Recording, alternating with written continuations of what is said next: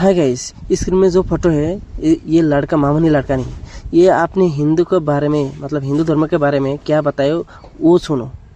हिंदू धर्म के देवी देवता है, भगवान है। हम हिंदू धर्म को आज से त्याग रहे हैं। क्या नाम है तुम्हारा? हमारा नाम सगुन यादव। क्या करने आए थे यहाँ?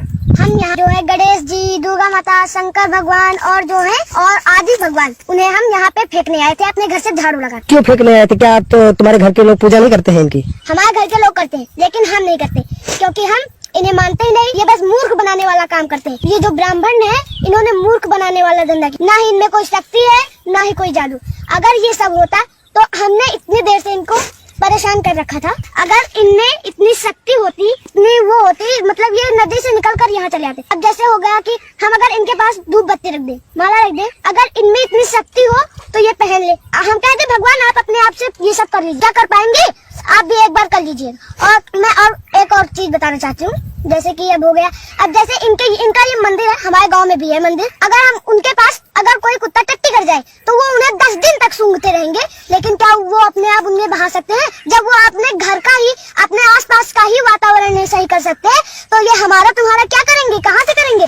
है इनमें शक्ति? अगर इनमें शक्ति होगी तो ये अभी नदी से चले आएंगे। मैंने सवाल किया है कि वो कृष्ण की पुजारी है और जब बुत परस्ती करती है, मूर्ति पूजा करती है, तो उस ईश्वर का फोटोग्राफ रखती है, उस ईश्वर की मूर्ति रखती है ताकि कंसंट्रेशन के लिए, तो इसीलिए मूर्ति पूजा करती है। बहन, आप हिंदू धार्मिक किताब में लिखा है कि मूर्ति पूजा गलत है, और मैं कई बार कह चुका हूँ, फिर से दोहराता हूँ कि लिखा है श्वेताश्वेतर उपनिषद में चैप्टर नंबर 4 मंत्र नंबर 19 और यजुर्वेद में अध्याय नंबर 32 मंत्र नंबर 3 में न तस्य प्रतिमा अस्ति। उस ईश्वर, उस भगवान की कोई प्रतिमा नहीं, कोई फोटोग्राफ नहीं, कोई पिक्चर नहीं, कोई पेंटिंग नहीं, कोई बुत नहीं, कोई मूर्ति नहीं। आपकी मजहबी किताब में साफ तौर पर लिखा है मूर्ति पूजा गलत है, फिर भी हिंदू धर्म के अधिकारी पंडित मुझसे कहते, मैं जब कहता हूं आपके मजहबी किताब में साफ लिखा है गलत है, क्यों करते आप मूर्ति पूजा? तो वो कहते हैं कि मूर्ति पूजा करते हैं, मानते हैं गलत है, लेकिन मूर्ति पूजा करते कंसंट्रेशन के लिए। जब हम हायर लेवल ऑफ कॉन्शियसनेस पहुंच जाएंगे तो मूर्ति पूजा की जरूरत नहीं। पहले शुरुआत में कंसंट्रेशन के लिए मूर्ति जरूरत है, हायर लेवल पे, हायर कॉन्शियसनेस पे मूर्ति की जरूरत नहीं।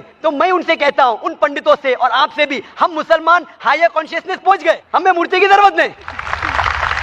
मैं इनसे पूछता हूं कि शुरुआत में कहते हैं कि स्टार्टिंग में जरूरत है, बाद में नहीं। जब आप स्कूल में जाते हैं, पहली कक्षा में आप बेसिक सीखते, कठिन चीज बाद में सीखते, 8वीं 9वीं 10वीं में। तो मैथ्स में अगर कोई कहेगा 2 + 2 = 5, आपने कहेंगे गलत है, मैं जानता हूं, 10वीं में आऊंगा तो कहूंगा कि 2 + 2 = not 5, it is 4। आप बचपन में ही कहेंगे भाई 2 + 2 4 the foundation.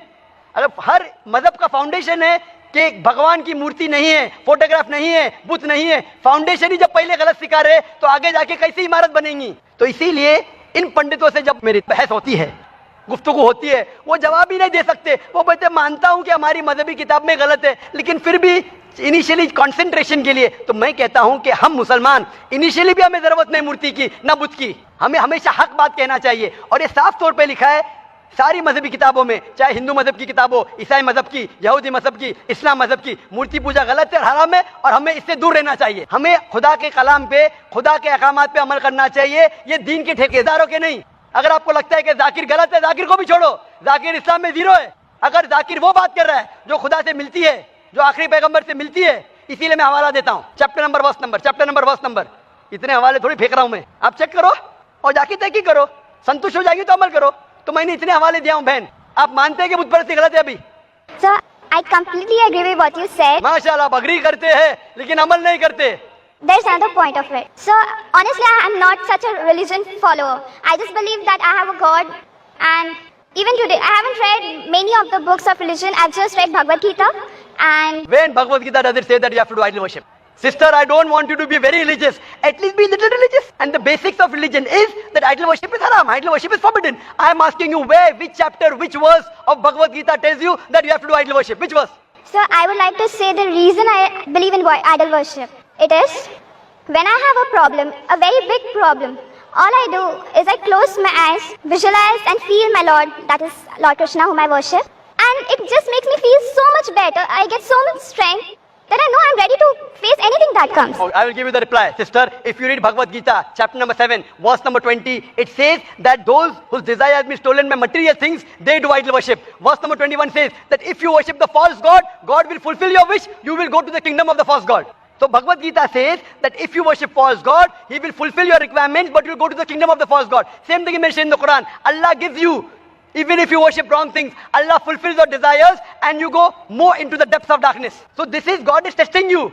That do you really worship the true God or do you believe in wrong things? If you worship the wrong thing, Allah fulfills your desires and puts you more in the depths of darkness. You may think that if you ask an idol for wealth, you get wealth. Wealth will not take you to paradise. Following the commandments of God will take you to paradise. So sister, isn't it mentioned in Bhagavad Gita that don't do idol worship? It says those whose intelligence has been stolen by material desires, they do idol worship. So do you mean, I'm asking you, are you a materialistic person? I don't think so. So then why do you do idol worship? You are going against the teachings of Bhagavad Gita.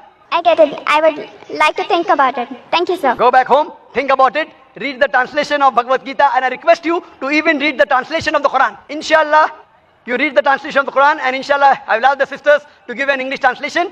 And if you are satisfied, it will show you the true direction of how a life should be led. Hope that answers the question, sister. दोस्तों कितना खूबसूरत एहसास है ना कि जब हम अल्लाह से अपने दिल की बात करते हैं तो वो सब कुछ जानते हुए भी हमारे बात को सुनता है और अल्लाह ताला दुख की दास्तान को बड़े ध्यान से सुनता है। कुछ गमों को मिटा भी देता है और कुछ उलझनों को सुलझा भी देता है। लेकिन जब अल्लाह ताला हमारे गमों को मिटा देता है, उलझनों को सुलझा देता है, तो फिर हम इंसान